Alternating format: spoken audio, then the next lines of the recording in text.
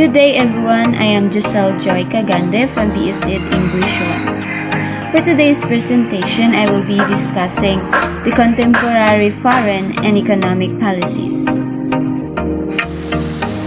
It is situated in the Western Pacific Ocean.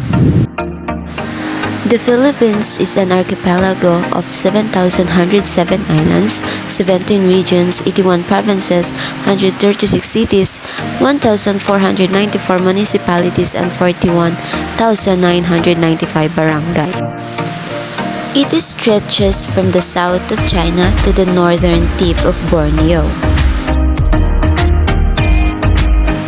It is broadly categorized under the three main geographical divisions from north to south: Luzon, Visayas, and Mindanao. Philippine foreign policy anchored three pillars. First, preservation and enhancement of national security. It is designed defense and security relationships to manage new reality. They emphasize engagement in new challenges, including transitional crime, terrorism, and maritime security, and cooperation as well as cooperation in humanitarian emergencies. In addition, the Philippines is also working with Japan in enhancing maritime security in the region. Second, protection of the rights and promotion the welfare of overseas Filipino.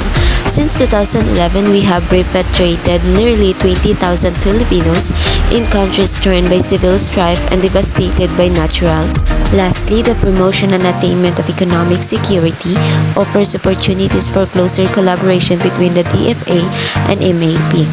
The department has worked tirelessly to support the President's twin goals of poverty alleviation and job creation. In 2012, they are able to finalize 43 agreements involving economic cooperation in the areas of investment, tourism, development assistance, education, and air service agreements. Four major characteristics. First, the Philippines has been more dependent for trade, investment, credit, and military assistance on manpower over a longer period than any other sector. Second, as a consequence of the first point, and despite the abrupt changes of regime type in 1972 and 1986, there has not been a full foreign policy.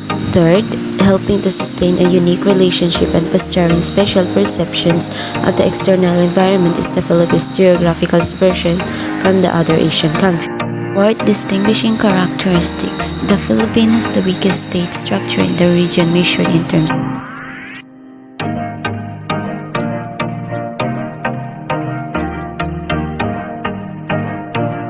the main objective of foreign policy to use diplomacy or talking, meeting, making agreements to solve international.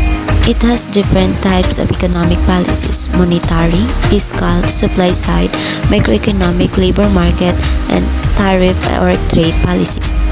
Major goals of economic policy: stable markets, economic prosperity, business development, and protecting employment. One of the major goals of economic policy is to promote economic growth. This generally include the interest rate of the following. The state should pursue an independent foreign policy in its relation with other states. The paramount consideration shall be national sovereignty, right to self-determination. In the past, Philippines' foreign policy has been overly submissive to U.S. interests and often failed to promote the country's own interest.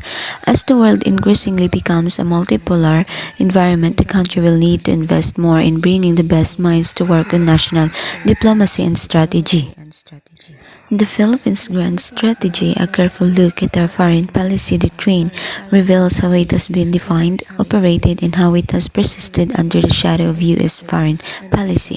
It is essentially a non-assertive, submissive grand strategy under the shadows of a superpower. Grand strategy is defined as a base stance adopted by a country. Despite the fact that the Philippines represents a relatively huge demographic, economics, and geostrategic value, we have hardly played a pivotal role in the shaping of the broader international order, which inevitably affected our long-term national interests and unquestionably capitulated to a plethora of damaging structural adjustment programs. That could be all. Thank you for watching and listening.